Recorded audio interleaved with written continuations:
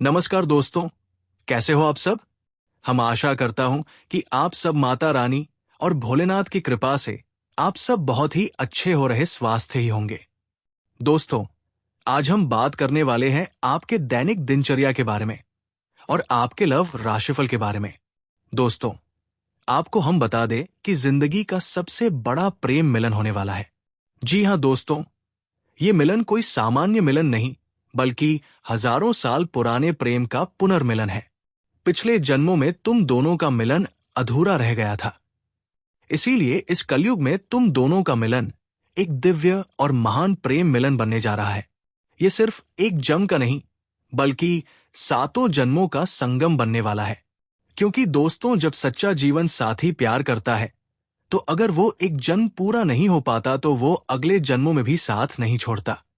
प्यार एक ऐसी अद्भुत और गहराइयों में डूबी हुई शक्ति है जो जन्मों जन्मों तक साथ निभाने की क्षमता रखती है। बस ऐसे ही आपने जिससे कभी सच्चा प्यार किया था, उस प्यार के अधूरा रह जाने के कारण इस कलयुग में वो आपके जीवन में फिर से आने वाला है।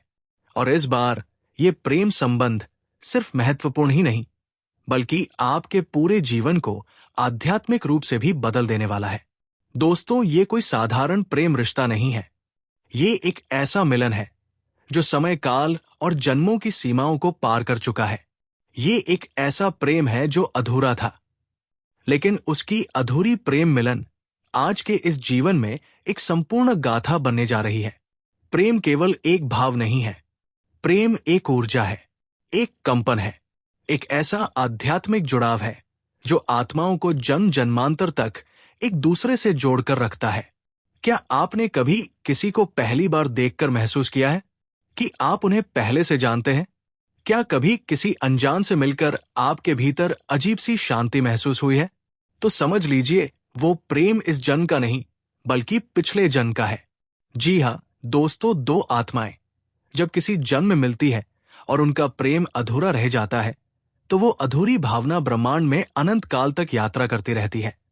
और जब समय सही होता है, जब ग्रह नक्षत्रों की स्थिति उपयुक्त होती है, तब ब्रह्मांड उन्हें फिर से मिलाने की योजना बनाता है।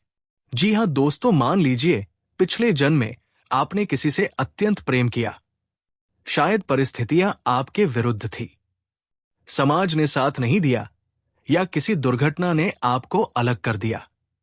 शायद आपने एक दूसरे से वादा किया था, अगर इस जन्म में नहीं मिले तो अगले जन्म में जरूर मिलेंगे।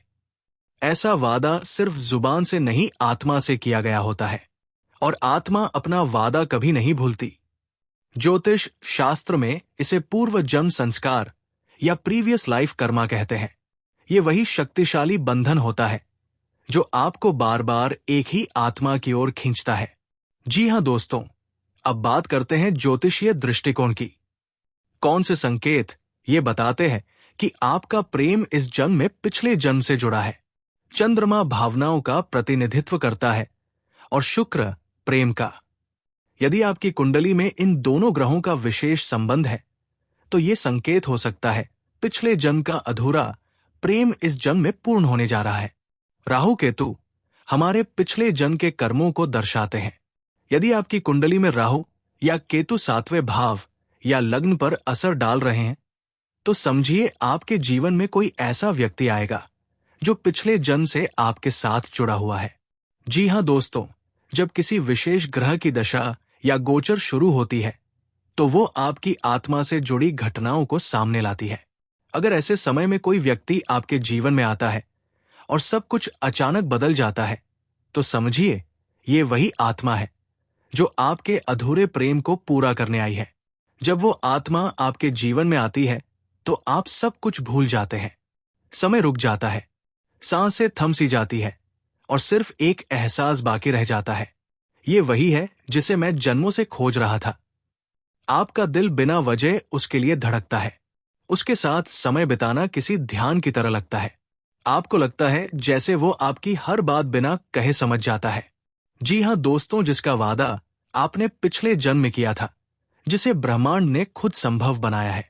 दोस्तों, हिंदू धर्म में कहा गया है कि विवाह 7 जन्मों का बंधन होता है, लेकिन कुछ प्रेम ऐसे होते हैं जो 7 नहीं बल्कि अनगिनत जन्मों से चलते आ रहे होते हैं। ऐसे प्रेम को कोई ताकत नहीं तोड़ सकती। अगर आपका प्रेम सच्चा है, शुद्ध है, तो वो जन्मों की सीमाओं को भी पार कर सकता है। यही कारण है कि कई बार कुछ रिश्ते आपको इतने गहरे लगते हैं जैसे आप उन्हें युगों से जानते हैं। आपका प्रेमी इस जन्म में अगर फिर से आपसे मिला है तो ये केवल भाग्य नहीं, ये ब्रह्मांड की योजना है। ये संकेत है कि आपकी आत्मा की यात्रा पूरी होने वाली है। जी हां मेरे प्यारे मित्रों, हमारे पास कई उदाहरण हैं जहां लोगों को ये अनुभव हुआ कि उनका प्रेम इस जन्म का नहीं था। एक लड़की ने बताया कि उसने जब पहली बार अपने प्रेमी को देखा तो उसकी आंखों से अनजाने में आंसू निकल गए। बिना किसी कारण के वो उसके इतने करीब महसूस हुई जैसे वो वर्षों से उसे जानती हो। एक अन्य युवक ने बताया कि वो अक्सर एक ही लड़की को सपनों में देखता था और फिर जब एक दिन असल जिंदगी में वही चेहरा उसके सामने आया तो वो स्तब्ध रह गया। बातचीत में उन्हें एहसास हुआ कि उनके शौक, विचार, आदतें सब कुछ एक जैसा है। वो मिलन कोई संयोग नहीं था, वो पूर्व निर्धारित था। जी हाँ दोस्तों, हाँ दोस्तों, अगर आपको अब तक ऐसा प्रेम नहीं मिला तो घबराएं नहीं। हर आत्मा की यात्रा का समय अलग होता है। संभव है आपका सच्चा प्रेम अभी आपकी ओर बढ़ रहा हो। संभव है अगले ही मोड़ पर वो आपको मिलने वाला हो। बस आपको अपने अंतर्मन की आवाज को सुनना है, अपने दिल की गहराइयों को समझना है और सबसे जरूरी अपने कर्मों को सकारात्मक बनाए रखना है, क्योंकि सच्चा प्रेम उन्हीं को मिलता है जिनकी आत्मा निर्मल और सच्ची होती है। जी हाँ दोस्तों, सच्चे प्रेम के लिए ईश्वर से प्रार्थना करें। मन में ये भावना रखें कि जो भी आपका है वो आपको मिलेगा। हर शुक्रवार को मां लक्ष्मी और मां राधा की पूजा करें। प्रेम, आकर्षण और सौंदर्य की देवी मां राधा का आशीर्वाद सच्चे प्रेम को आकर्षित करता है। गायत्री मंत्र और महामृत्युंजय मंत्र का जाप करें। ये मंत्र आपकी आत्मा की शुद्धि करते हैं, जिससे आपके जीवन में सकारात्मक आत्माएं प्रवेश कर सके।